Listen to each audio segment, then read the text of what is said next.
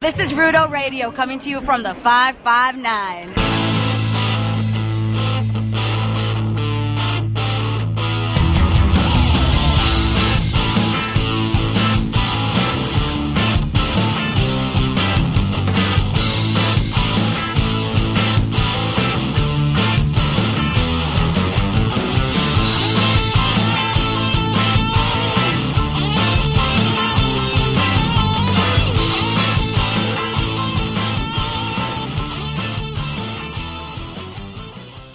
Hello and welcome to Rudo Radio, SBNation and Cage Side Seats weekly wrestling podcast.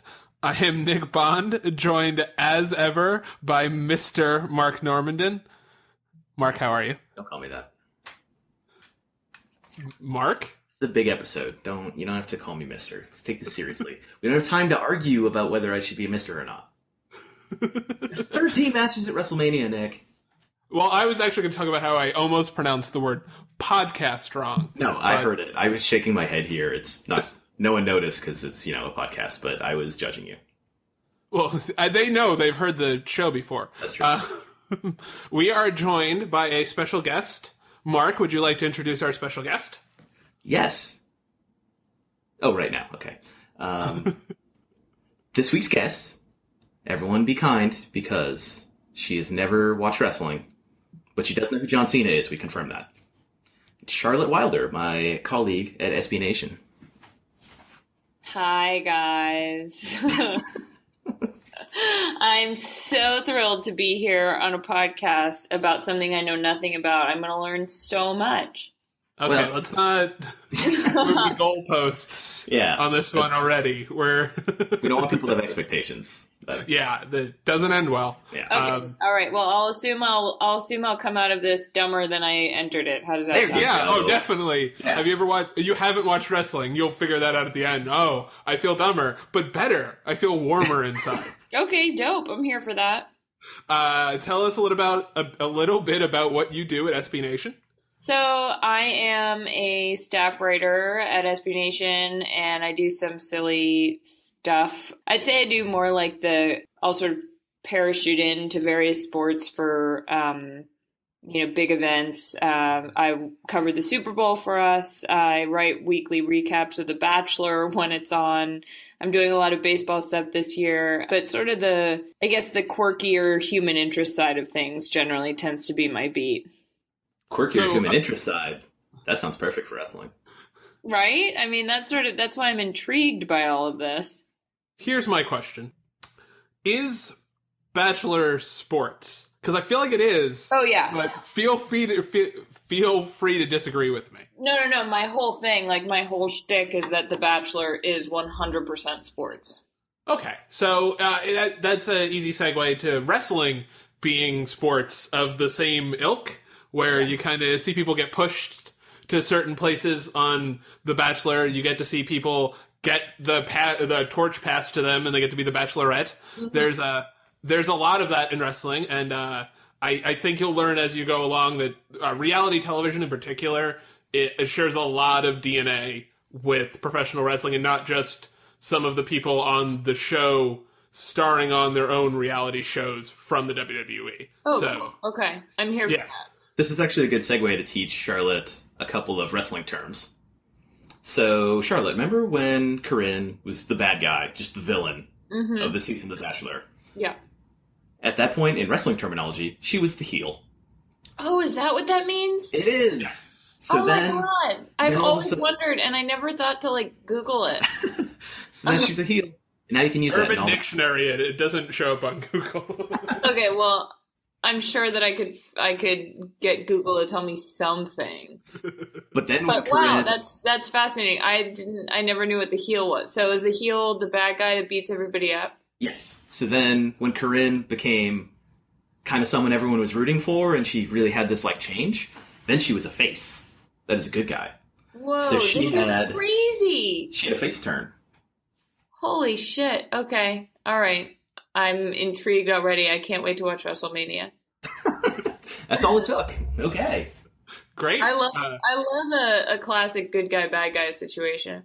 Oh, then wrestling. That's perfect. Wrestling in a nutshell is okay. This guy's good and this guy's bad. Watch them punch each other to see who's right. Cool.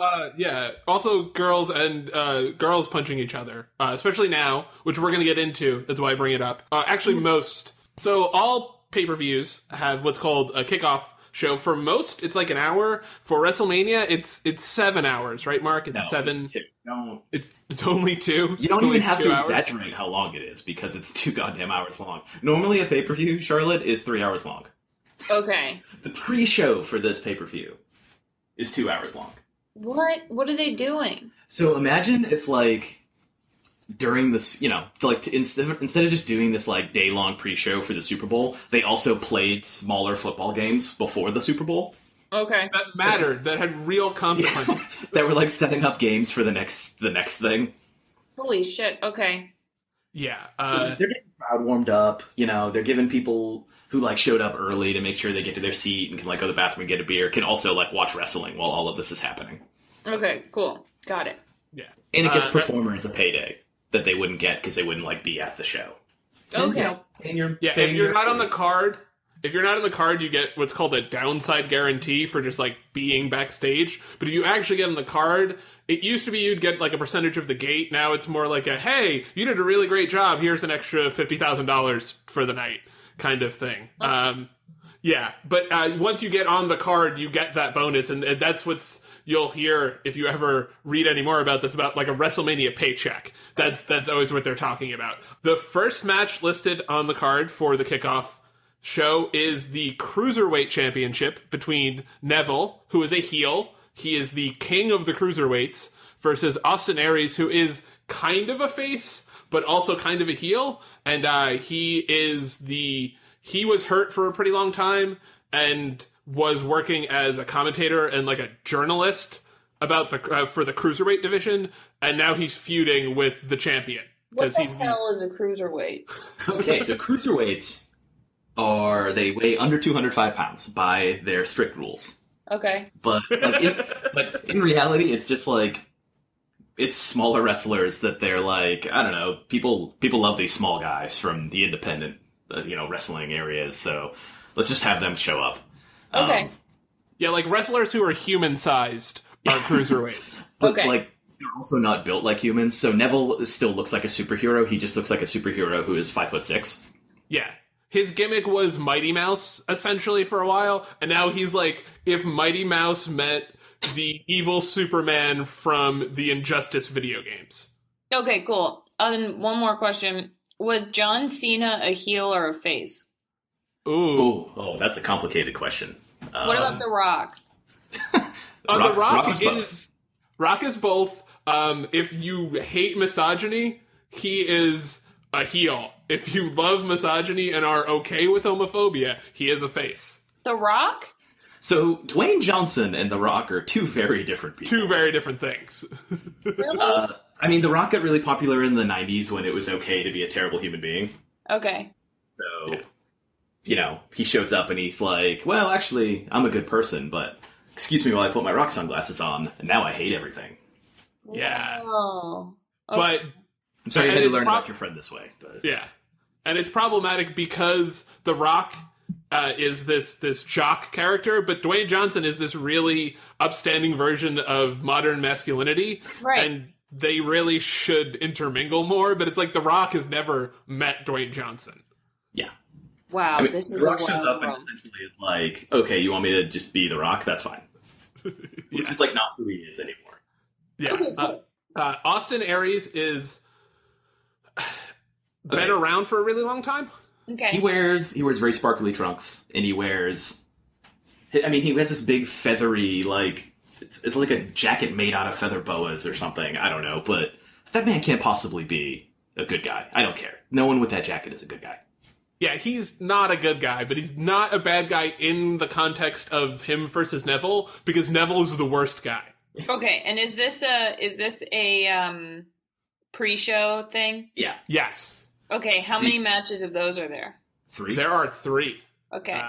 And what makes someone good or bad? The choices they make, and also that's a joke. What the commentators tell you they are when you're watching. Wow, so the commentators shape the narrative a lot? Yeah. Yeah, that is literally their only, that's all they do. They don't add anything else other than shaping narrative. So then do you think, like, this guy is a bad guy, or, like, this guy fights dirty? Like, what makes you not like somebody in wrestling? They'll add commentary to it. So, like, Neville used to be a good guy, but then he started attacking people from behind and, like, cheating and just being a huge asshole. Okay. So the commentators are really like, oh, man, something's really come over Neville. And then there's usually a bad guy commentator to, like, balance things out. So he's like, well, yeah, he's a terrible human being, but that's what you have to do to win. So there's always someone there, like, justifying it and helping the audience react in a way where they're going, hey, it's not okay. Like, that winning like that isn't winning. Got it. But if you're like a tweener type, they'll decide for the fans whether or not they're a good guy or a bad guy. Like, Austin Aries right now is being treated like he's a good guy. He's being talked about like he's the hero in this story. Okay. But next week, when he's not feuding with Neville, he'll be treated as the bad guy in his next feud, even though he'll be doing basically the same things. So if you're feuding with someone, it means you're going to fight them that week? More or less, yeah. Yeah, it could go on for months. It could go on for just one show. But you'll keep fighting him that week, over and over again. Oh, okay. So, that match, Mark, who do you have in that match? We should, Neville. Neville, yeah, okay. How do you win? Very carefully. There are two ways to win in most matches, though we'll mention other ones that have different rules. For this match, for the Cruiserweight Championship match, it's either you pin somebody for a count of 3, or you make them submit, or in the case of a regular match with regular rules, there's a 10-second count out. So if you get thrown out of the ring and don't return within 10 seconds based on the referee's discretion, that's a count out loss for you. Okay. And if you do something outside of the rules, like, I don't know, hit them with a steel chair, that's a disqualification. Not all matches have disqualifications or countouts, but we'll let you know which ones. Okay, and is this mostly acting? Which part? They're really hurting each other a lot of the time. And they're really falling. They're not necessarily getting, like, literally punched in the face, although there are some guys who do that. Yeah. Do they have it, like, planned out who's going to win, or are they really trying to fight? They have it planned out, but what happens for the most part is, like, Neville and Austin Aries have been working house shows together. Those are non-televised events. Yeah. And they will work out what story they're going to tell in the ring on the bigger shows, like a televised show or a WrestleMania. And they'll do what's called Call It in the Ring, where either Neville, because he's champion, will tell Austin Aries, okay, we're going to do this spot now, we're going to try to do this. When I throw you in the corner, move and kick me in the face. Okay. But they'll work it out. It's kind of like improv. Cool. You can see each other, you can see them talking to each other, and they'll be calling spots to each other and working things out. So it's improv sketch comedy, so they have like a base, but they don't know exactly where it's going to go. Does that? Yeah, that makes a ton of sense, and they don't necessarily know who's going to win. No, they always know who's going to win. You get told. It can change. Who tells you? It can change up to the last minute. So the ref has an earpiece. Okay. And he's connected to someone in the back who is in charge of, like, what's going on. And that's Vince McMahon. Yeah. Okay. So if they decide, let's say, in theory, a match is not going over well, and it's this big match and this big moment, and they think, like, okay, we need to change something up. So someone from the back might be like, hey, I know we had this plan, but, like, let's move into this. Let's start doing this. Okay. And they might even change a winner. WrestleMania a few years ago, you'll hear more about these people later, but Roman Reigns was probably supposed to beat Brock Lesnar in the main event. Okay. And essentially at the last minute, they decided they were going to change things up. So they had another guy, like, run in to interfere, which was not the plan more than, like, 30 minutes before it happened. And why would you ever be okay as one of the wrestlers agreeing to lose? I think Scott Hall put this best. Scott Hall is a Hall of Fame wrestler. You're part of a team, so you just understand that, like, if I'm being asked to lose a match, I'm being asked to block a guy who's going to run for a touchdown, and I'll get paid accordingly. I'll be in a match with them that gets paid a certain amount of money for it. It's a mixture between professional etiquette and wanting to advance and not be seen as somebody who's difficult to work with. That is so wild. So are there two teams facing off, essentially? It's all like one team. I mean, it's a big, it's a big production, and cool. Okay. Thinking of it as like theater and sports at the same time can both confuse things and make it very clear. So they just all have roles to play, and that's your role. I feel like I'm ready to go through the matches now. I understand. All right. Okay. All right. And some people in history, like Hulk Hogan, are never okay with losing and are huge, horrible assholes backstage and would like pull all the bullshit they could to make sure that they lost as little as possible. Whoa. Okay. Because they didn't understand wrestling isn't real. So he's killed 2 companies doing that. Yes. Wow. Literally, drove one of them into the ground almost single-handedly. Yeah. So, all right, speaking of not driving things into the ground, SmackDown's Women's Championship match is Alexa Bliss, who's the champion. She's a heel, and she's facing off against all of the women on the SmackDown roster who are available to fight. So, Charlotte, she was champion. She won the championship again after the previous champion got hurt and had to give up the title. Okay. And she essentially was like, I'm the best, none of you can touch me, you're all huge losers. And so the guy in charge of the show she's on, SmackDown, said, okay, well, if no one can touch you and everyone's a huge loser, then you won't mind if I make you face literally all of them at WrestleMania. Oh my god. So there are, as of right now, 6 women in the match, Nick? I think so, yeah. And he made it all available women, so it's still possible that, 1 or 2 others could show up and just be like, hey, I'm available, I wasn't doing anything.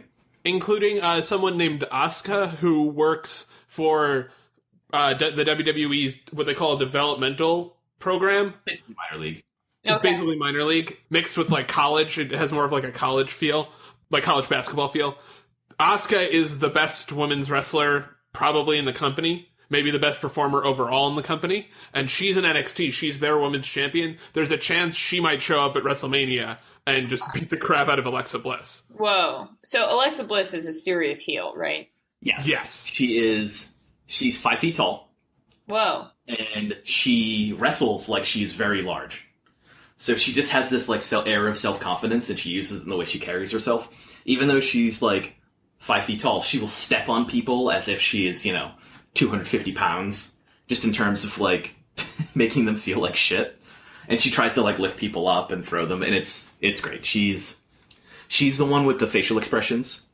You will know what I'm talking about when you see it. I'm so excited already. I can't wait to meet these people. They're great. Yeah, Alexa is awesome. There's a couple really great performers in this match, including Naomi, who was the former champion that Mark mentioned. She is back. She twisted her knee and had to give up the title after beating Alexa. She is unbelievably talented, and she's been working really hard for a really long time, and this is her first chance to really shine, to really get her glow on. Her gimmick is that you feel the glow. Mark has a t-shirt. I do. The lights go down. Got black lights going on, and she does this whole dance routine. She's a former NBA dancer, and I can't remember who she was with, but she's a former NBA dancer, and she's great. And it's her hometown. Yeah, Orlando is her hometown, where WrestleMania is. So it was really heartbreaking when she got hurt, and no one thought she was going to make WrestleMania. And she did actually get hurt. They weren't pretending that she was hurt. Whoa. She hurt herself in the match that she won the title in, and then had to give it up 2 days later because she couldn't defend it since she was hurt. Okay. That's Naomi? Yeah. Yes. And she'll probably win this, I feel like. Yeah, I think there's a good chance. I don't know if she was supposed to lose it in the first place, So yeah, exactly. She's awesome, and when you watch, you really like her. She's really one of the best people they have on either brand, because there's 2 brands. There's SmackDown, which is what this match is for, and then there's the Raw show, which we'll talk about later. There's a couple of matches. They'll be designated SmackDown or Raw matches. Okay. Yeah. So then the last match on the kickoff show is the 4th annual Andre the Giant Memorial Battle Royal. Do you know who Andre the Giant is? Hell yeah, I know who Andre the Giant is. Okay, great. I assumed, but you never... The Princess Bride. Yep. It was. My favorite movie. Yeah, he was one of the greatest, if not the greatest wrestler of all time in terms of pure spectacle. The most pure wrestling entity ever. and they have a battle royal because what he used to do is, because he was enormous, they would just have him come to towns and beat 20 guys basically by himself in a battle royal by throwing him over the top rope. So they made this battle royal every year, and they give you a giant statue that looks like has a Andre the Giant at the top of it. It's like a Stanley Cup except Andre the Giant on it. I love that. Yeah, it's really awesome. And it's started to be a launching pad for guys to take the next step towards being bigger deals in the company by getting pushes, stuff like that. And pushes are just, they put a lot of marketing behind them, basically. Okay. And this year, it's probably going to be the best one ever. There's a lot of really talented guys. The WWE right now is as talented as it's ever been in its entire history. They've done a really good job of, we mentioned NXT just before, developing a lot of talent for themselves and also signing a lot of really good people. So this kind of match, you'll see a lot better talent than you would have seen in previous years. Cool. Okay. So I think there's going to be probably 20-something people in this, at least 20. The one you really need to know about is Braun Strowman. Braun! That's the sound his music makes when he comes in. It's him saying his own voice in a terrifying way. Whoa. He's my dad's favorite wrestler ever. He is 6'8", 385 pounds. Oh my god. And he does drop abs. kicks. Is he a face or a heel? Oh, He is a big monster who everyone cheers for, but nobody I guess they love him, but not because he's a good guy. So he's like I don't want to say anti-hero, but he's kind of like there. As wrestling gets more and more mature as an art form, faces and heels become more and more blurry. And he's one of the guys who's unequivocally a bad guy who does bad things, but he's kind of like just a super villain that everybody likes. I have to tell you, I'm so fucking excited. Like, I feel I'm like getting giddy at the thought of like entering this world, because this is all of the stuff that I live for, where it's like, it's exactly like The Bachelor. It's like good guys, bad guys, kind of. It's kind of acting, but it's not really. But like, oh my god, I'm so thrilled. Yeah, reality television is the perfect, and like they come from a very similar like idea, which is to push the bounds of what people will accept as reality. Yeah. And wrestling does that exceptionally. That's the entire thing it's based off of, is getting you to believe in what you're watching. There's a reason fans are called marks, and it's because they're running a con on you, and you just kind of accept it. I didn't know they were called that. That is incredible. I also don't know how I didn't know anything about this for 28 years. Hey, it happens. There's probably a lot of words, like talking about face and heel earlier, where they come from wrestling, but you just didn't know that they did. Right. Yeah, because and more you're going to see over the next 5 to 10 years, wrestling become more and more part of like the mainstream culture, because a lot of people grew up being wrestling fans are now like creating a lot of things. And like they just came out with Foot Locker and Reebok, I think, or Puma just came out with like a shoe series for collectors of different WWE shoes and like t-shirts and stuff like that. Wow. It's getting very like weird, permeating the culture in different ways. So like you'll see more and more of it as you go along in the next couple of years. Okay, cool. So Braun Strowman is not only huge, but he released a video of his preparation for the Andre Memorial, which we just call the Dre around here. Yeah. Because it's so much shorter. So he released a video of his preparation for the Dre, and it's literally him lifting trees. And throwing them? What? Right? He's just lifting trees because he used to be an actual strongman. Oh my god. So like, I say he's 380 pounds or whatever. He wears a shirt in the ring, but he doesn't have to. He has actual abs, like visible abs. This dude is just, he's like a literal mountain with a beard. And he's lifting trees, and he gets to go in a match with a bunch of people who don't weigh as much as trees. He's lifting trees, so is he just going to kill everybody? Yes, yeah, basically.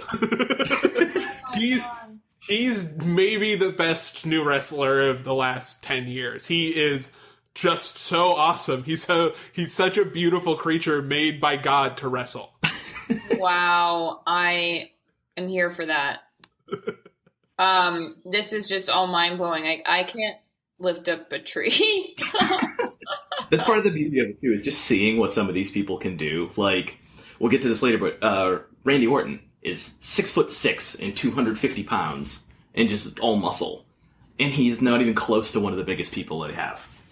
Yeah, he looks tiny next to most guys, and you see him in person, and first of all, he glides. He's one of the few people I've ever seen who physically glides when they walk through a space. Whoa. And he's enormous. He's, like, bigger than any person you've met that wasn't, like, a basketball player. And he wrestles like a guy that's maybe 6 inches shorter than him. He's a special physical talent. But a lot of these guys are. Braun especially. Braun does drop kicks and stuff off the top rope, which is crazy. Oh my God. He's a near 400-pound guy who can fly through the air. Yeah.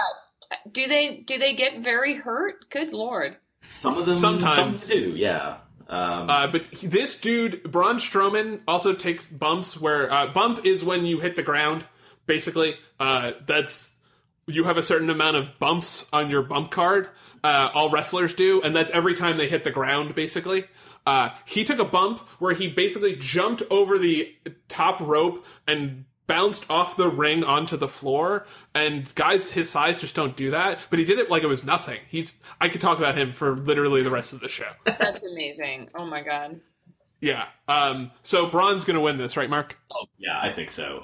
The only other person with a chance is Sami Zayn, Sami Zayn looks kind of like skinnier Seth Rogen, and he's like, people adore him because he's definitely the everyman who has never done anything wrong in his life, and we all strive to be like as pure as Sami Zayn. Wow. But the problem with being pure in a universe where everyone is terrible is that everyone just dumps on you all the time. So if he's close to winning, something terrible will happen to keep him from doing it, and we'll all be upset. But it'll just make, it'll reinforce our love for Sami Zayn. But it's okay to hate Sammy if you hate ska, because dude is super into ska. Oh, yeah. Okay.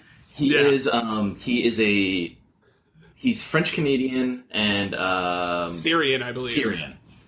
And he is actually like a practicing Muslim. And it's pretty cool that, he has Arabic like on his tights, but is also like comes out to ska. So he's such a cool... The WWE had this problem, and like they still sometimes have it, but they don't have it nearly as much as they used to, where if you are from a place, you play the stereotype of that place. Oh, really? Yeah, so having a practicing Muslim with Syrian heritage just get to be like a ska-loving French Canadian who is proud of the Syrian part of his heritage is really cool. Like he is a regular guy. Yeah, that is really cool. I like that. That feels like more room for nuance in the character. Yes, exactly. Oh, yeah, definitely.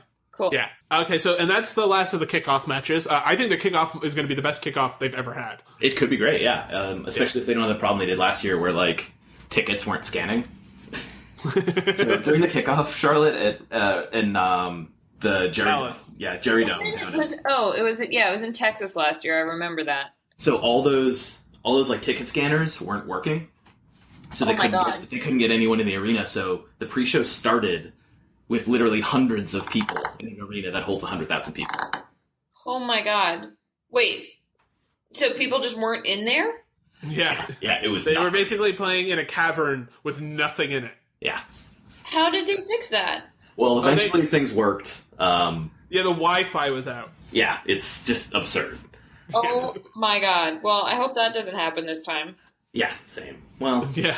It would be funny, but... Right. So the first match that they have listed on the main roster, the main show, not the main roster show, the main show, is the Raw Tag Team Championship Triple Threat Ladder Match. Now... It's a lot of words. Triple Threat at this point just means that there's 3 separate teams of 2 guys in this match, and the ladder match is a match where instead of pinning them or making them submit, like we mentioned earlier, you put a title or a briefcase that has a contract inside of it, or just the contract itself, or anything you want, a baby. You put it, you attach it to a hook, and you bring that thing up, like the holder, I guess it would be, and then you climb a ladder to take it off of the thing. That's the best way I can describe it. Mark? Oh my God, wait, that's what they're doing when they're up there on those things? Yeah, and they're not short ladders either. They're like 12-foot ladders, and they put this thing, they have to make it so that a 6'10" guy in this match looks like he's having a hard time getting it, which means this thing is, almost, it's like 18, 19 feet up in the air. Oh my god! So you've had situations where guys go up to grab the belt, and then the ladder gets kicked out from underneath them, and they are just hanging 20 feet above the ring from the belts. How do they not die? This is insane. Wrestling is insane. Yep. Yeah, that's pretty much accurate. Oh my god, I'm so excited. Okay, so, all right. I feel like a little kid, like someone's explaining to me like sex for the first time, and I'm like, you do what? It's pretty, you're gonna see someone fall off of fall out of high places you never thought people could fall off of and also live. Oh my god. Your mind is just gonna be blown. And I would almost bet money at least one of them is going to fall off of that thing onto another thing, and that thing is going to explode. This is wild. Okay. Should I live tweet this? Am I going to have to live tweet WrestleMania? That's what I would do. Okay. You absolutely can, yeah. So this match is between Luke Gallows and Carl Anderson, who are two bald guys who are from America but made their names in Japan. They're facing off against Enzo Amore, who is a tiny monkey man who yells and throws his poop. And his giant... I describe him more as a chihuahua with leopard print facial hair. That's fair. Does he actually throw his poop? No, but... metaphorically, yes. Okay. Yeah, he talks a lot of shit on a microphone. A lot of shit. I mean, he's essentially... I can't remember what the cartoon is, but just think of any old cartoon where there's this little guy who talks a lot of shit and he has a big friend, and the big friend is the only one who saves him from getting murdered constantly for his mouth. And in case you were wondering which one was the big friend, his friend's name is Big Cass. Whoa. Funny thing about Big Cass, which I love, in real life, Big Cass was a pre-med student at NYU, and then just decided he wanted to be a wrestler. No. So now he's like a 6'10", just bruiser for his buddy, and everybody loves both of them. Holy shit, that's insane. Okay, all right. I need to stop saying... I need to come up with other comments besides holy shit, because... No, it's appropriate. It's fine. There's actually a chant in wrestling when something crazy happens, and everyone starts chanting holy shit. Yeah, so really? You'll fit... Yeah. Are you messing with me? No, really. That's that's a famous chant that it's going to happen at Mania at some point, probably when Enzo gets launched into orbit off a ladder. Yeah, in this match, the holy shit chant will probably happen, actually. Something terrible will happen, and once we realize Enzo's not dead, we'll all be like, holy shit! And then people start chanting it. And the most important tag team in this match, the one that I believe is going to win it, which is Cesaro and Sheamus, who are just two... They started out as enemies, and now they're drinking buddies who like beating people up. Okay. Cesaro is a handsome, European cut suits. He is Swiss James Bond. Yes. Like a Jason Statham type. And then Sheamus is just a hooligan from... Right? That's basically his character. He's just a hooligan. He's a hooligan with a mohawk, and he's 6'7" and likes people hitting him. And also blindingly pale. Blindingly pale. Wow. And does he wrestle in a suit? No, but Cesaro comes out to the ring in a suit. Cesaro comes out in a suit, and it's a tearaway suit. Oh my god, be still my heart. He's 6'6". He is in impossible shape. He sewed his own tearaway suit the first time to show off the concept to his bosses. What? He's just this amazing, multi-talented human being. Speaks 5 languages. Yeah. And have you ever played Street Fighter? No. So in Street Fighter, they have characters who can do things like, fly through the air while spinning to deliver an uppercut, which is a thing that no human being can actually do, because that's a thing you do in a video game. He can do that. What? Yeah. He can bounce off the ropes and do a spinning uppercut through the air like he's a video game character. Oh my god, that takes incredible physical skill. Oh, he's unbelievable. He's a freak. He is the flip side of the same coin of Braun Strowman, where he doesn't look like he should be able to do that. He does things that a 5'2" guy would have trouble doing, but he's 6'6", and he's honestly the level to which he is chiseled out of stone makes me. I feel bad. I feel like I should be doing something. Oh my god. Okay, wow. So there's a level of physicality here that is. It's absurd. Absurd. This match has potential to be, as Mark would say, lit. Very, very I would lit. say it could be lit. I know what the kids like. So I have Cesaro and Sheamus winning this. Mark, what do you think? I'm afraid Enzo and Cass are going to win. I mean, I like Enzo and Cass, but anything that has Cesaro and Sheamus not winning is not great for me. I would be okay with the Gallows and Anderson winning. But actually, you know what could happen? We have to bring this up. Supposedly, bladders are introduced because the Hardys are coming. Oh. And so Charlotte, there's this tag team, the Hardy Boys. Okay. Which I know sounds insane. Whatever you're thinking right now is not accurate. Nice little detectives. No, absolutely not. Okay. They used to come out in sheer shorts and Jinko jeans and wrestle in the 90s. Whoa. They were weird alt rock kind of wrestlers. They shopped at Hot Topic. So much. Okay. But now they're 20 years into their career or whatever, and one of them has essentially had an in-character mental breakdown where now he considers himself broken, and he speaks in what is essentially Miss Piggy's voice from the Muppets cartoon, the Baby Muppets cartoon. Oh my god. Yeah, it's absurd. And he talks about deleting things as his way of saying he's going to beat them, and if you ever see him say the word delightful, it'll be incredible. It will be in and of itself delightful. Yes. So they might. It's a rumor. We don't know if it's going to happen, but they could show up because they're not under contract to the company they were in before. They're future WWE Hall of Famers. The only thing missing is them coming back to the company. Whoa. Yeah. So if they came back at Mania, people would lose their minds. And the one he didn't mention, the one he was talking about is Matt. His brother Jeff is one of the most popular performers ever. And he did not leave the company on the best terms. So if he comes back, the arena, or not the arena, the stadium is going to explode. It will be one of the loudest things you've ever heard. Because people don't like him? No, people love them. This will be I don't even know. It's like if Beyonce showed up to something unexpectedly. Beyonce showed up and beat Braun Strowman in the drag.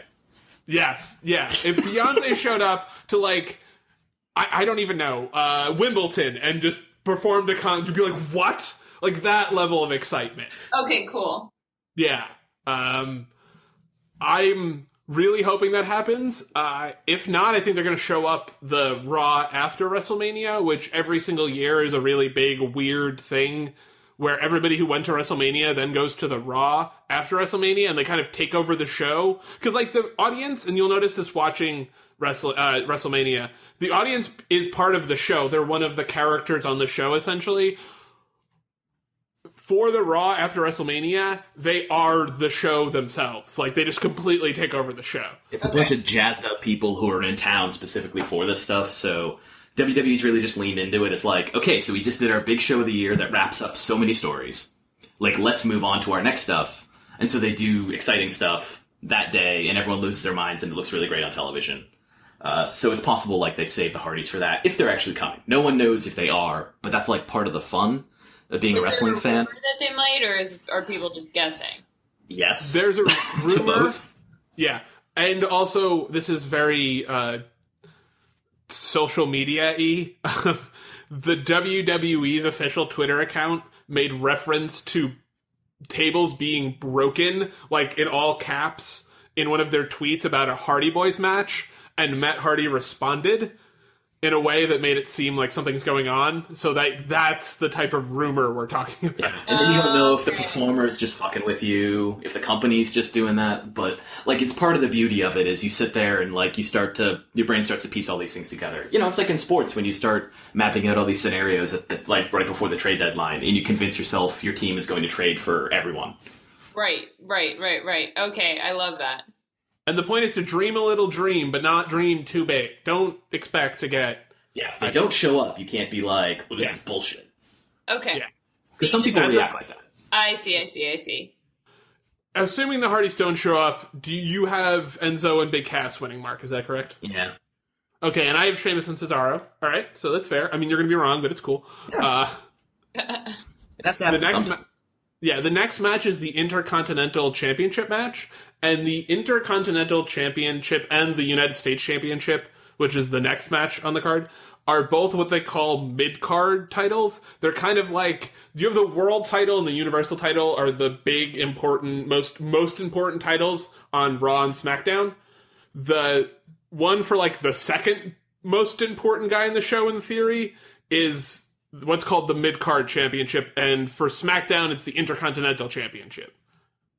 Okay. Did I explain that well enough, Mark? I get it. Yeah. I mean, that's Charlotte. Yeah. Yeah, sure. I'm with you guys. Okay, yeah, because mid-card titles are impossible to explain because they don't exist anywhere else. Right. They're not real. They're almost like winning your conference championship. That's like the closest thing I can think of. Yeah. Well, no, they're not in a bad way. People are really excited when Boise wins the Pac whatever people Midwest. get really excited when that's the only thing you can win. Yeah, no, it's fine. Yeah. Fans of inferior schools get really excited about that. Yeah, of course. Ooh. That's neat. But this match in particular, this Intercontinental Championship match, is maybe the second hottest match going into the show. Dean Ambrose is kind of like, he's Deadpool. That's the best way I can describe him. He's Deadpool, and Baron Corbin is like, just a bad, mean person. Okay, Like, Baron Corbin won an award from some metal magazine for being the most metal athlete last year. Oh my god. What does that even mean? Oh man, what doesn't it mean? He comes out in like denim jackets with no sleeves, and he's got tattoos all over him, and he's got patches on stuff. And I like this guy. Wait, what's his name? Baron Corbin. I like Baron Corbin. I'm here for jackets without sleeves.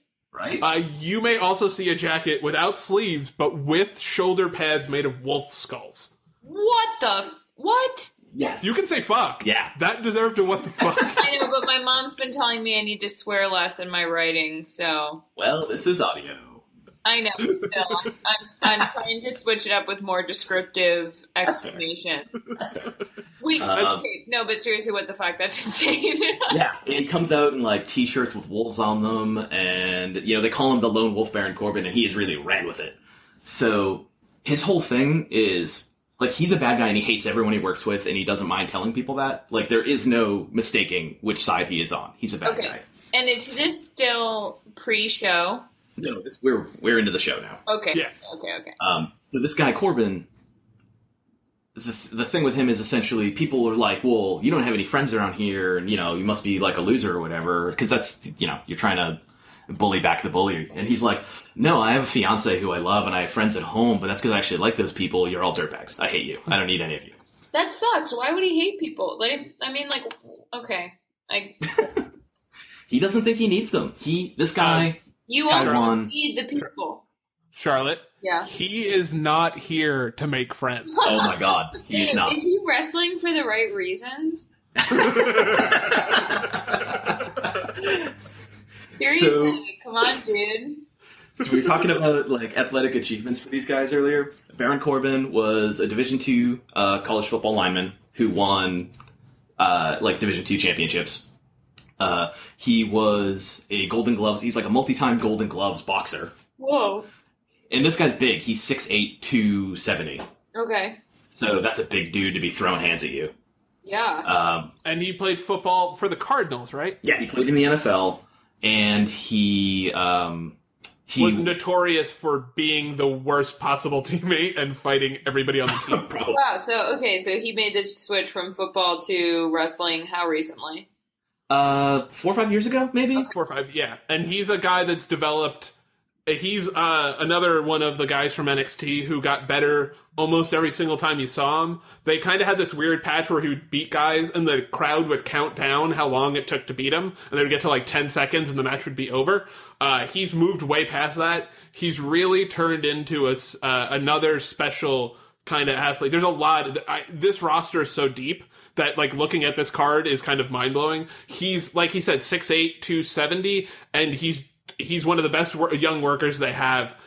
He really just keeps going at guys in a way that you don't see performers his size doing. He doesn't get blown up, which means, just get tired and just flopping around. So and Dean used to do. Yeah. And Dean Ambrose is another guy who just keeps going. So for this match, it's just going to be two dudes beating the crap out of each other for like 10 to 15 minutes. This is going to be a lot of fun. Wow. Okay, cool. I think Corbin's going to win. Yeah, I think Corbin's going to win too. And I think this is my sleeper. This is my sleeper pick for best match of the night or most disappointing. Well, yeah, they might make it a cool down for the other stuff, which would be a shame. It's a cool down match, Charlotte. It's just what it sounds like. If it goes on after a really exciting match, you want, like, this is a long show. You need the crowd to, like, take a breath. So right, for sure. Oh, sometimes they'll intentionally do something a little slower, which can be a shame. But there's ways to work it where you just make the first few minutes like slow, but not like agonizing. It's more deliberate, right? And then you can kind of ramp things up. Yeah, and like a ladder match will usually just be hot moment after hot moment after hot moment. So if they're working the card the way it looks like it's listed on WWE.com, this will probably be a cool-down match relative to the ladder match. But yeah, I also think Baron's going to win because I think Baron's going to be world champion by the end of the year, and you kind of have to give him the title now to get him there. Yeah, and like I said, this is my sleeper for what could be the best match on the card.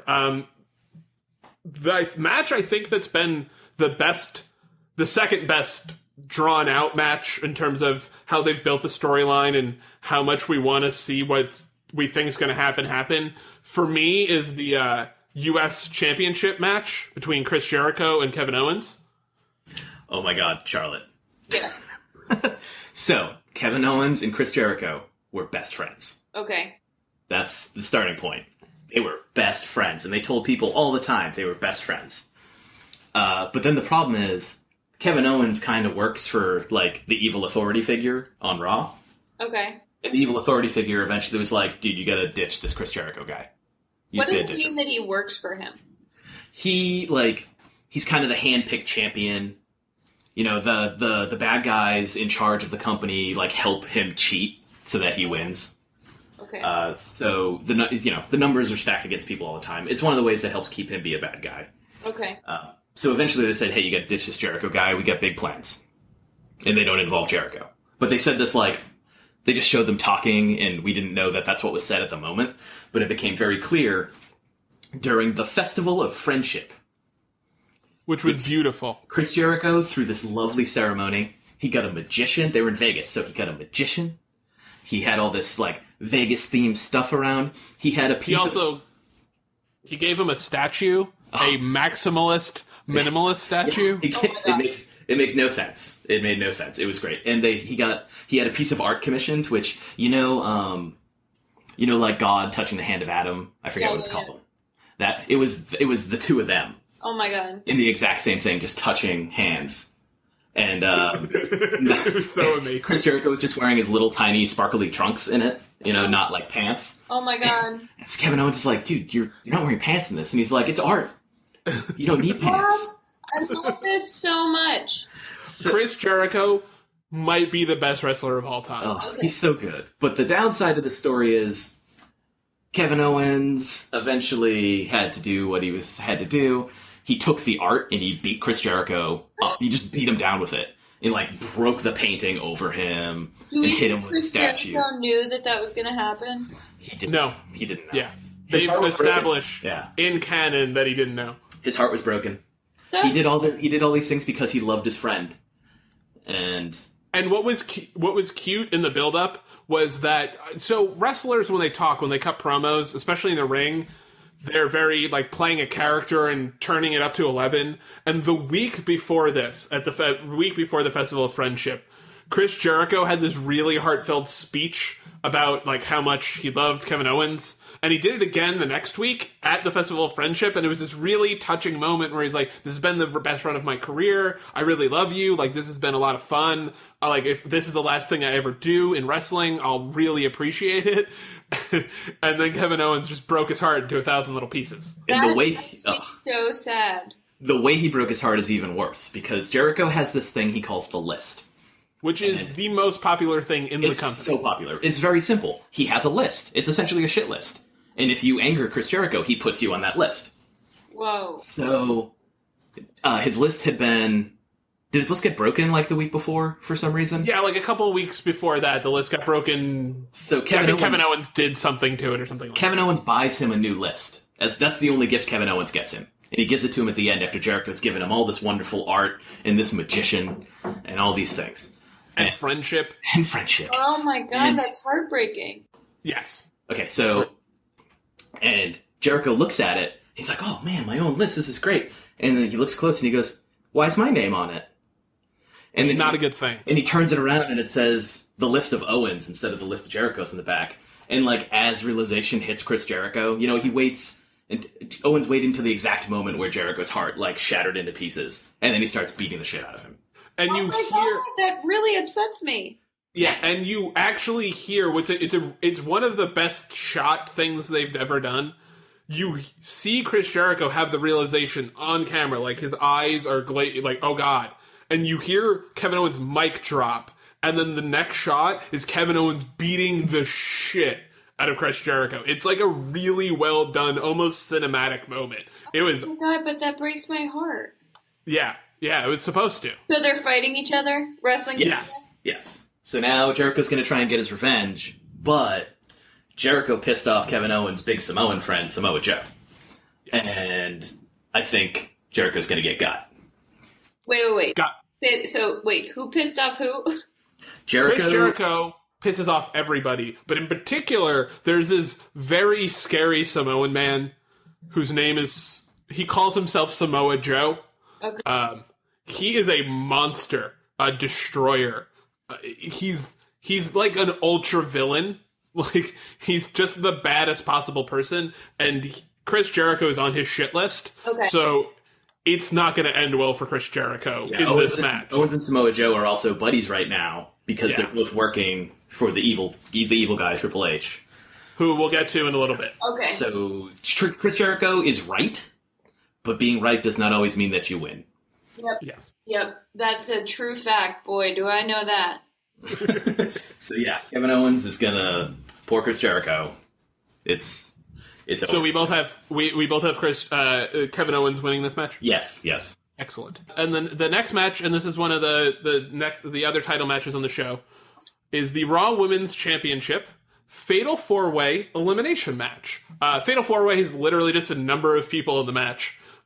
What's going to happen is sometimes these matches are Fatal 4-Ways that aren't elimination matches, and it's whoever gets pinned first loses, and whoever gets that pin wins. Okay. This is going to be...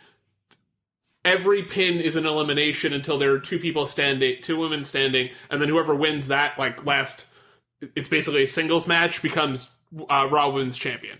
Whoa, okay. Cool. Yeah. And this is...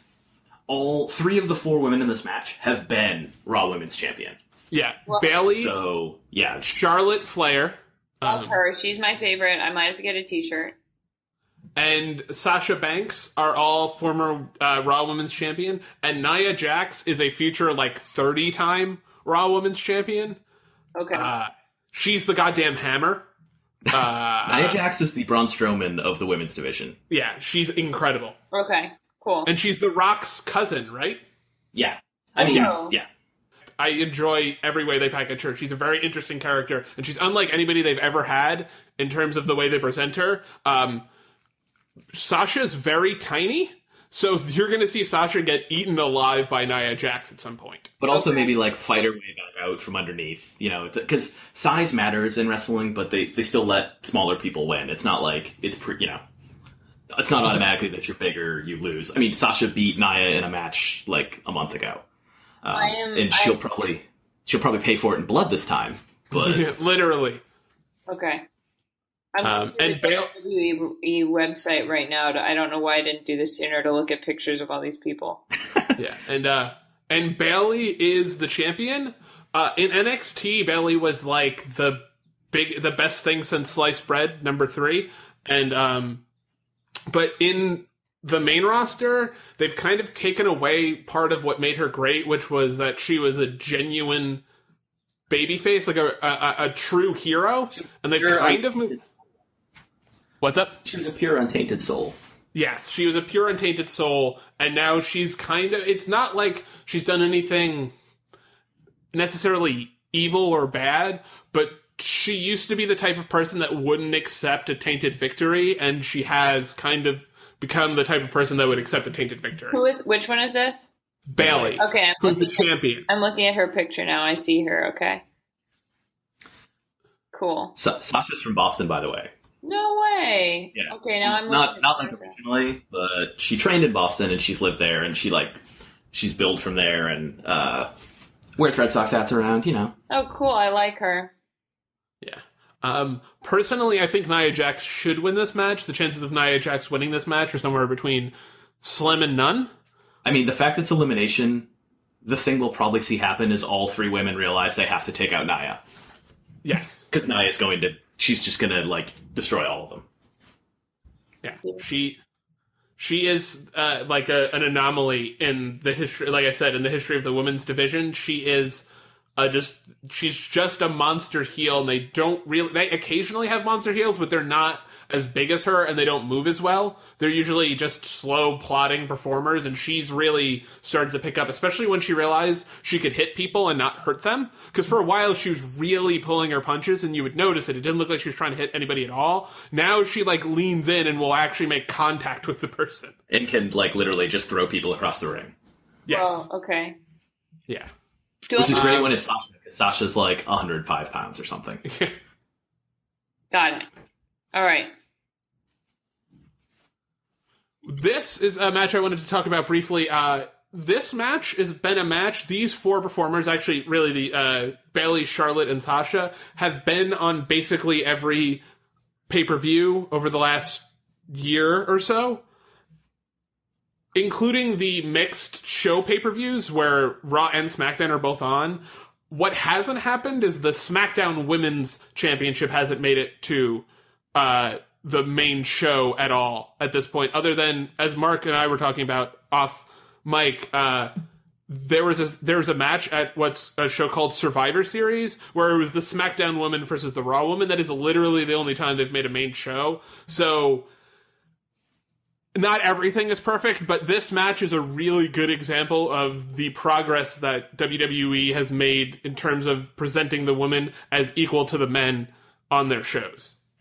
Yeah, 3 years ago, this would have been a 5-minute match where everyone just rushes through their shit and fans go to the bathroom. Oh, cool. I'm glad that they're making that better. Yeah, there's definitely work to be done. But now they've gotten to the part where, people are going to look for one of the men's matches and go, I'm going to go pee during that. Yeah. Okay. And in particular, Charlotte Flair and Sasha Banks, along with another performer on the SmackDown show, Becky Lynch, had the best match at last year's show. So it's entirely possible this is another match with a really good chance of being an absolute barn burner, showstopper type of match. Cool. Yeah. This next match, we have... Well, actually, Mark, we should probably predict who we think is going to win. I think Sasha wins via shenanigans, turn on Bayley. I agree. I'm inclined to agree. Sasha and Bayley are friends, Charlotte, but the problem is that for Sasha, she's one of those people who thinks she can still be friends with you when she needs to be. So she decides winning is more important than friendship. Okay. And Bayley's aware of this, but I don't think Bayley, as a character, totally understands how far Sasha is willing to go. Okay. And I think that's what we're going to find out at WrestleMania, is how far Sasha is willing to go to be champion. And Bayley just not seeing her, she'll probably fake getting hurt or something like that and use that to beat Bayley. She'll do something genuinely sinister. Okay. Yes. Cool. Here for that.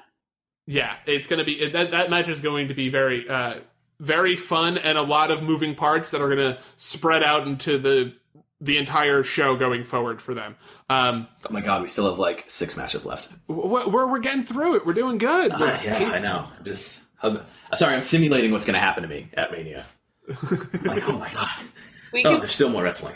Yeah, we can probably. I'm getting it more, so we can probably. Yeah. And the next couple are pretty easy. So the next match is the match that Mark and I are, I think, the most nervous about. Is that fair to say, Mark? Depends on which one you say. I don't know what list you're looking at. Shane versus AJ Styles. I'm not nervous about that. I mean, really? I know what's going to happen. First of all, Shane matches are fine when he just goes around and like starts bleeding and jumping around and doing crazy stupid shit. You know what you're getting into. The problem with last year's Shane match was that it was 20 minutes of boring fake MMA punches with The Undertaker and then like one huge spot. This year, AJ Styles is the best wrestler in the world, hands down, full stop. Yeah, he's the Mike Trout. There's no discussion. It's gonna be good. I don't know if it'll be great, but it's gonna be good. And Styles is gonna win. And Shane McMahon is the son of Vince McMahon, who owns the company. He has been repeatedly one of the better performers on every WrestleMania or pay-per-view match in general he's ever been on. He does things that no one has any business doing, but especially not a kid who is literally worth like $200 to $300 million. Wow. So, yeah, Charlotte, he didn't ever get like formal wrestling training, but essentially I think to justify him being on these shows with these guys who wrestle all the time, he would do crazy stuff that nobody else would do. And essentially everyone started to respect him because they're like, that kid's out of his mind. Right. Like, out of his mind. Like, jump off of 50-foot high, literally 50-foot high towers of lights and stuff like that onto people. Everything. Oh my God. Yeah, he's one of the craziest performers of all time. So even fans who hate the McMahons and hate, like, older performers getting involved in shows respect Shane McMahon. He's going to do something you really don't think he should do, especially considering he has 3 kids. Okay. But he's going to do it anyways. And that's why we love Shane. But also want him to stop wrestling. Because, come on, Shane, you've got 3 kids. Yeah, please. He had a match at last year's Survivor Series where the move, like the storyline, was he got hit so hard he got knocked unconscious. So Randy Orton, who was a bad guy, had to break character and walk over to his kids and be like, your dad's cool. Everything is all right. Oh my god. Yeah, it was pretty intense. It was kind of awful. Yeah, he legitimately got knocked out and was just laying there in the ring. Could not be, like he was breathing. He wasn't there. Yeah, he got knocked loopy. And AJ Styles is just the best wrestler in the world. Full stop. Like, he's just amazing. He can do anything in the ring, period. End of story. Anything you need to do. He's the best, one of the 2 or 3 best technical wrestlers. He's the best high flyer. He's one of the best brawlers. The dude just has everything. Like I said, he is Mike Trout. Like, 100%. Cool. And he's probably going to win this match. I think so. Yeah. Shane, it wouldn't make sense for Shane to win this match. He might, and if he does, AJ is definitely going over to Raw, because he's right now on SmackDown, and Shane is one of the 2 people in charge of SmackDown. He, books the matches and tells people who they're going to fight on television, not in real life. I would imagine AJ Styles is going to go to Raw, right? That seems like where the next step is, right, Mark? I think so, but I don't know. It is unclear at this time. Yeah. I'm waiting to see what happens. So, we've mentioned somebody a couple of times, the evil authority figure.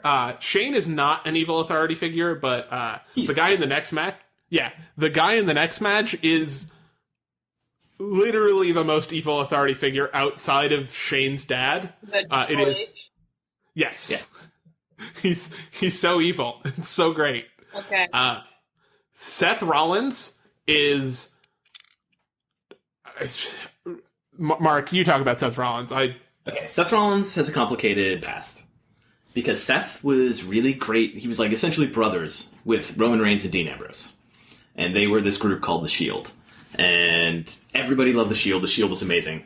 And Seth turned on his brothers by attacking them with a steel chair and joined the Authority because essentially he was promised like easy payday. He'd have the authorities backing. He could be champion. All of these things could be his, if he would just turn on his friends.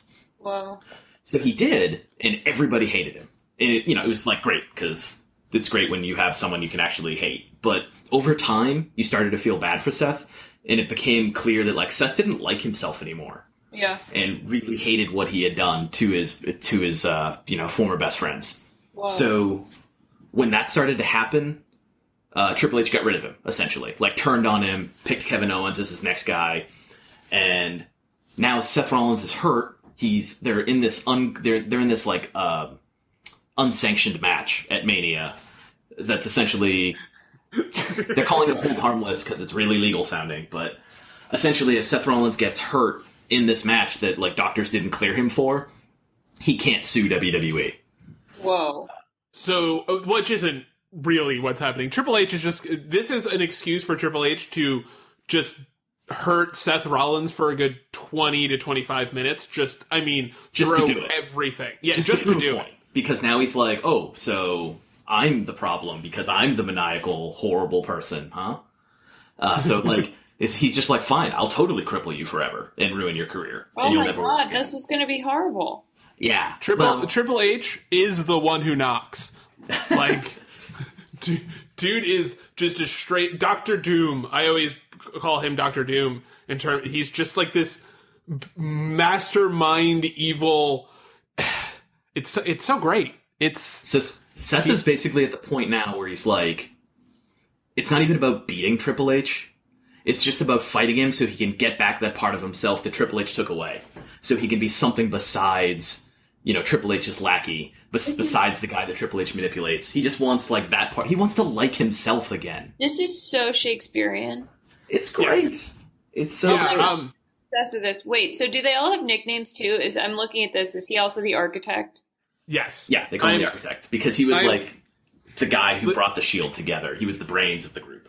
Okay. I'm literally wearing a Seth Rollins shirt that is like it says the architect in big letters. He is the man. He has a bunch of nicknames. So does Triple H. Triple H has 700 nicknames, yeah. Yeah, King of King, the Cerebral Assassin, the Game.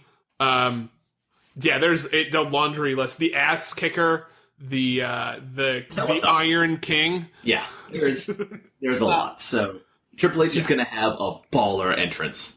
We know this for sure. Like, he came out last year in this giant, like, him and his wife, Stephanie McMahon. Stephanie came out looking like this Queen of Skull Island insane comic book villain. And they had an entire army of, like, skeletons with them. Just coming out to the ring. So cool. It was amazing. And the year before that, he had a Terminator entrance with full working Terminators. What? This is incredible. And Arnold Schwarzenegger being like, oh, it's time to whatever Arnold Schwarzenegger said. But it was, So it's good to be the boss and be able to do this kind of stuff with your entrance. But it almost doesn't matter if Seth Rollins wins, because we're all going to, if he gets beat down in a match he never should have been in, we're all going to feel bad and really sympathize with him that, like, he just wanted so bad to, like, get himself back. Right. But there is the possibility that his former friends, show up and help him. Wow. Because he's in no condition to fight. And when we talked about the sound of the crowd earlier, if, like, the Hardys show up, this will dwarf it. Yes. Okay. Because there is no, like, modern group more popular than the Shield, and they've had, like, mini reunions before, but never a full-blown thing. So if they show signs of actually getting back together, they're really I'm so excited. They're the only force strong enough to, like, beat the Authority, which is why, in the first place, Triple H took Seth Rollins away from them, because he realized he couldn't beat them. He had to break them up. Okay. So if they get back together, hey, it's game over again. Yeah, it's gonna...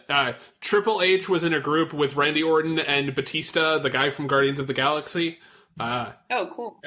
And it was called Evolution, and they kept on trying to destroy the Shield, and they kept losing to him, so Triple H essentially tricked Seth Rollins into breaking up with the Shield to join Evolution, and then Batista left, and it got weird. But yeah, so like this would be a culmination of like a 3-year-long story, or 2 or 3 year long storyline. Okay, cool. Yeah. All right, should we go to John and Nikki? Yes, and The Miz versus Maurice, which, so I'm not sure how familiar you are with Total Divas and Total Bellas, which are both reality shows on the E! Network. Mark can explain more about that. Okay, so WWE has 2 reality shows that feature their women's division, and it's just about them going through like their daily lives and like the crazy life of a wrestler who travels around and what they do in their off time and like their dating life and everything. And like John Cena gets to be on it all the time because Nikki Bella's there, and they eventually did this spin-off called Total Bellas, which is just Nikki and her twin sister Brie. Nikki's the one with the hat. Okay, cool. So The Miz and Maurice is on Total Divas, and she has this, like, no one knows if this is true or not, but they've worked it into the storyline. She's telling the story about how, like, Nikki Bella blocked her from being rehired by WWE years ago, so that she could get a better deal for more money. IRL. Yeah, like, so we don't know if this is fake or real, but, like, that's what they're running with. It could have possibly happened. Okay. And the 2 important things, or I guess 3 important things to know, are that John Cena and Nikki Bella are awesome performers in every conceivable way, and so is The Miz. Maurice might not be. So those are the 2 important things. The other thing, is that Maurice is great at. Maurice is great. Yeah, she's a great overall performer, but as a performer in ring, we're not sure. This has been the most real storyline of the year. They are just saying and doing mean things to each other at a level you don't get to see in wrestling. Like, they've spent the last 2 weeks making fun of the fact that Nikki Bella and John Cena are not married because John Cena is afraid of commitment. Wow. Also, because John Cena is essentially fake dating Nikki to further both of their careers, to make him look like a regular, relatable person. Oh my god, okay. So that's why they're not actually married. It's why they won't have kids. And Miz and Maurice are actually married. So they're just going all in, saying the meanest things. But it's also playing on real fears Nikki has had. Yeah. That we've seen on Total Divas and Total Bellas. It is legit, like, even if you don't watch Total Divas, though I think it enhances, and Total Bellas, they're actually, like, saying uncomfortably mean things about each other. Wow, okay. Well, I can't wait to see this one play out. I will show you some of the... They did this, like... Miz and Reese were like, oh, we found some, unreleased footage from Total Bellas. And it's just them playing John and Nikki, and also Nikki's sister Brie. Wow.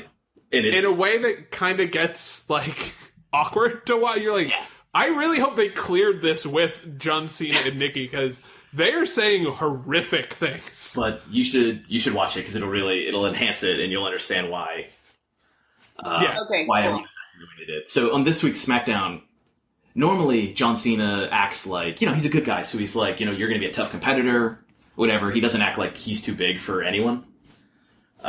But with this, he's like, we're going to kill you. We are going to wipe the floor with you. Because the Miz and Reese have crossed so many lines where Cena's just like, oh no, we're going to embarrass you. It's over. We're going to crush you.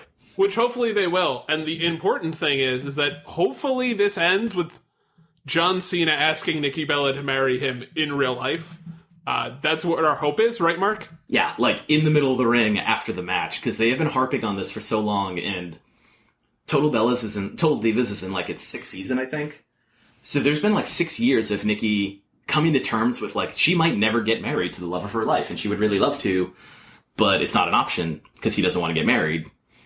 So it might happen at Mania after this match. Yeah, and it'll be the most beautiful moment of our wrestling lifetimes. Oh, If he proposes? Yes. Okay. And and it's one of those things where it's not a rumor, but it seems like it's totally a possibility. I think it would be the best way to explain it. Yeah, there's been no rumor that, like, it's actually a thing that's going to happen. But they're making fun of the fact that Cena hasn't asked her to marry her so many times. That, like, it's starting to seem possible. Yeah, and it's just kind of bringing my hopes up the whole time. So even if for some reason Cena and Nikki Bella lose, which I don't think is going to happen, but even if they did, they could, like, salvage the moment by being like, it's okay.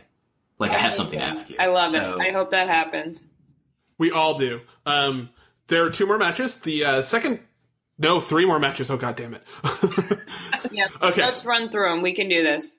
Yeah, all right. So the third to last match and the last non-title match of the night is the Phenom versus the Big Dog, which is the Undertaker versus Roman Reigns. I mean, you know the Undertaker from just pop culture and such. Yeah, I know the Undertaker. Yeah. Okay. Yeah. Undead Zombie Mortician from the Old West. Roman Reigns, entitled handsome person from Pensacola, Florida. Charlotte, he is so handsome. He is so goddamn handsome. Looking at them, they're very handsome. And he's also reached this point, like, fans hate him, even though he's a good guy. Okay. So he's kind of entering this phase, and The Rock did this years ago, too, because fans used to hate The Rock. They would literally chant, "Die, Rocky, die," at him for no reason. He wasn't a bad guy. He wasn't doing anything wrong. They were just, "We hate you." Wow. So Reigns is kind of like, he's leaning into it now, where he's like, I mean, he's great. He's really great. And he's just kind of getting cockier, and he's just getting more confident, and he's kind of just, like, feeling himself. Yeah, he's just letting the crowd kind of, like, roll off his back, and he doesn't give a shit. The crowd was booing him the other day because he was talking about he won the Royal Rumble in Philadelphia, and the show was in Philly, so everybody booed him. And then he was like, and I've headlined WrestleMania, and everybody boos him. And then he goes, twice. So everybody boos him again, like, even louder. But it's giving his character, like, this edge.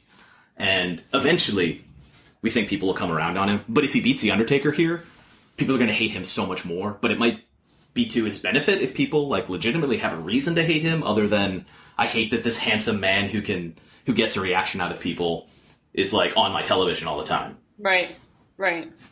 Wrestling fans are so dumb. Okay, they really cool. are. So who's going to win it?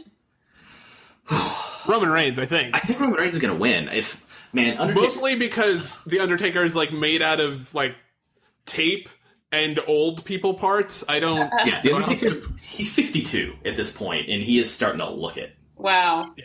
And work like it. He had... you know how people have, like, a spare tire and it's smaller than the actual tire? He got, like, the exercise snow tire right on his belly when he came out last time. So we're hoping that goes away. Or he does what I do, because I'm fat, wears a jacket the entire match. That's really what I'm hoping for. I want Roman Reigns to punch him, and Undertaker literally turns into dust. That's yes. And it's like, whoa, wow, I guess Undertaker's retared. Wow. Okay. And, like, we love Undertaker, but it's just time. You have nothing left to prove, Taker. Just go. Just go. And, so the Roman Reigns train is going to keep on rolling, I think, right through, and I think this might be the Undertaker's last match, which leaves, and this is the segue of the night, the undead zombie mortician kind of character to Bray Wyatt, the hillbilly cultist, who is imbued with the power of the devil, who he calls Sister Abigail. Jesus Christ. So Bray Wyatt, Bray Wyatt essentially has powers from hell. And he and his family / cult beat up Randy Orton last year. And Randy Orton was so tired of getting beat up, he was like, "Can I just join you? Will the beating stop if I just join you?"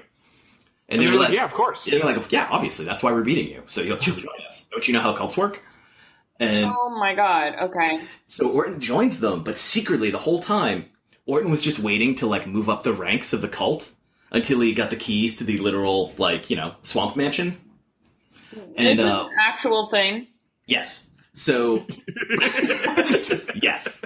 So Bray Wyatt, like, Randy Orton wins the Royal Rumble, which lets you face the WWE champion, who is his boss, Bray Wyatt. So Randy's like, "Oh, I'll never fight you while you're my boss. It's fine. It's cool." So Bray's like, "Hey, can you, like, feed my cats at the swamp mansion over the weekend? Like, oh my god. I gotta be on SmackDown." So like, those little words didn't happen. I'm just painting a picture now. And I may interject. Randy Orton has kicked several people's fathers in the head. Okay. Oh, like, Randy Orton is not a good person. He's the opposite of a good. He is the most evil person in wrestling who isn't, like, mystical. He's just the biggest asshole in wrestling. Oh, so, like, that's why Bray can trust him and be like, "Oh yeah, sure, evil man. Yeah, you can go to my swamp castle. It's cool." So Bray's all in the ring at the end of an episode of SmackDown, and he's like, "My super best friend, evil friend, Randy Orton, definitely isn't facing me at WrestleMania, and nothing bad will come out of me saying this." Randy shows up on screen inside the place, and he's like, "So Bray, you told me that this little, like, swamp mansion is where, the resting place of your crazy demon friend, Sister Abigail. And that's where you get it. That's the source of all your power, right? That's great. Here's a can of gasoline. Here's some matches. And he set the fucking place on fire. And then he went outside and posed in front of it. Yeah, it's... Wait, what the fuck? And someone was filming this? Did he get charged with a crime? No. All staged? No, this is legal under swamp law. Yeah. Was it staged? Yeah. Yeah, definitely. But we try not to think about it. They just happen to have like a camera on a tripod, another camera inside. Yeah, definitely staged. All of it beautiful. Well, the cameras didn't move, so we're not sure. We don't think like Randy Orton set a cameraman inside the house on fire or anything. Yeah. Like we think Randy just set up a couple of tripods, one outside to catch him posing. But here's the kicker: is Bray Wyatt disappeared from TV for a week, and then showed up a week later, and Randy Orton's all like, I set his swamp mansion on fire, he has no powers. And Bray shows up on the screen and he's like, hey, I'm in the ashy remains of the swamp place you set on fire, and now I'm going to bathe in those ashes and absorb their powers and then kill you. This is... I don't even... So Orton is like... I'm sorry, I'm having trouble processing. Why did anyone call the police? No, it's fine. It's legal under swamp cult law. It's fine. This is what I've decided. He's a hillbilly cultist. He doesn't call WWE call up the Florida police or whatever and be like, "Hey, someone's going to commit arson. It's cool. It's for this thing." It probably happens so often in Florida that no one even knows. Right, it's fucking Florida. Okay, wait. So is this the last match of the night? Is this the big finale? No, the big finale. Big finale is after, but wait, there's more. So. Orton is like, oh shit, I didn't know you could do that, is essentially what it came down to. He's like, I didn't realize that I was going to make you more powerful. Like some kind of reverse Obi-Wan situation here. And... So he destroyed a Horcrux, basically, this week? So then he stabbed some, like, weird mystical staff into the ground that Bray Wyatt had threatened him with. Okay. And we don't know what happened, but Randy suggests that it took away Bray's powers, and Bray looked really nervous. Yeah. So... Possibly, but it's also possible. On Randy. Oh God, I think Bray's gonna win. Yeah, I think Bray's gonna win, but Randy Orton could. I would just be very disappointed if he was the face in this. Arsonists can't be good guys. I'm sorry. No. Well, he's not. He hasn't set multiple places on fire, as far as we know. So, does he really qualify as an arsonist? Especially under Florida law. Yes. Yes, that is still arson. You have to commit at least 12 fires in Florida to be considered an arsonist. No, to get the gold star arsonist. Sorry, that's different. You unlock that achievement. All right, so we have one last match. It is Goldberg. Hold on, Charlotte, do you have all that? Yeah, no, I'm good, dude. Okay, so Goldberg versus Brock Lesnar. Brock Lesnar is a former UFC champion. He's, right past his physical prime. Professional athlete on top of being a professional wrestler. Goldberg is 50 and has wrestled 35 seconds basically in the last... Oh my God. 10 years? So his whole thing when he was younger and like super popular, Charlotte, is he would beat people real fast. Okay. Like he would just come out, he'd be the biggest, scariest man on the show, and he'd just beat people quickly. And that was like literally his whole thing. And he's had some longer matches, but like... The average here is he comes out, he hits you with 2 moves, and, like, show's over. His entrance takes longer than a lot of his matches. Yes. So he's beaten Brock Lesnar like that a couple of times, and everyone's like, oh my God, he has Brock Lesnar's number. But we're pretty sure, like, in this one of the things Goldberg does is he essentially tries to tackle you, and then he picks you up after you're knocked down, like, holding your guts. Yeah. So Lesnar, pretty sure he's going to sidestep it this time, and then... finally be able to, like, deliver a move to Goldberg, and then it's over. Like, once Goldberg actually gets hit, it's probably done. Yeah, so this is going to be the last match. It will almost definitely be the worst match. Brock Lesnar has to win this. If it's 5 minutes long, it might not be the worst. They just need they need to get in and get out. Wow.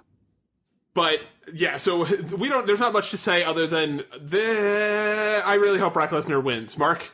Yeah, that's it. Brock's gonna win. But Brock, oh man, when you see him, he is an impossible human being too. They both are. Goldberg's 50 and looks just insane. And Brock Lesnar is insane and also looks insane. Okay. 20 years. I don't know. So I am winded at this point. We have gotten through 13 matches. Woo, we did it! Now we right. just have to actually watch the 13 matches. This is going to be a lot. Look, see? She already knows more than she did before. Wow. All right. I'm here for it. Charlotte, do you have anything you would like to plug? Yeah, I do actually. In case anyone was wondering why the reason that I am even here in the first place is because I am going to watch WrestleMania and write about it as someone who has never watched WrestleMania before. And now I feel caught up enough to have the bare bones of, whoo boy, what's going on? So I'm very excited to get to make some jokes and write about the Shakespearean comparisons here.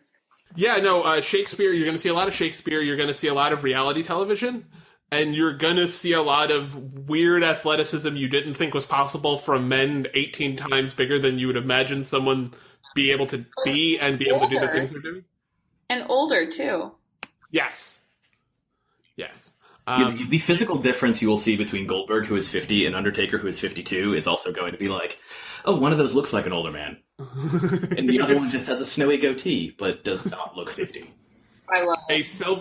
A silver fox. Mark, where can they find you? Oh, Charlotte, do you have a Twitter on the Twitters? I have a Twitter on the tweets. You can find me tweeting from my tweet deck. It's at the Wilder Things. My last name is Wilder, so the Wilder Things is where I spew out really stupid takes on everything. Oh, yeah, so Twitter. Yeah, so Twitter. And I will probably be live tweeting WrestleMania because that's how this goes. It's an experience. We'll be live blogging it too, so. Yeah. Excited about it. Mark, where can they find you on the interwebs? Mark_Normandin. That's Mark with a C on Twitter. They can find my wrestling writing all week at Cage Side Seats. Well, I guess like normal at Cage Side Seats. We're also doing a whole lot of WrestleMania build-up at SBNation.com/wrestling. And as I alluded to earlier, we will be doing live blogging of WrestleMania. We'll have the preview. We'll have the recap. Charlotte mentioned the recap she's going to do. I hope she's not scarred from this experience forever after it's over. Me too. Yeah, that is a wrap. You can catch me at the Nixer. That's THEN1CKSTER. That is the 500th time I've gotten that correct in a row. I'm very proud of myself. You can rate, review, and subscribe to us on iTunes. And you can check us out at soundcloud.com/Rudo Radio. Did either of you have a review for this week? Here's the review. Charlotte Wilder rules. Yeah, that's perfect. So I guess if there's nothing left to say, the only thing left to say is bye.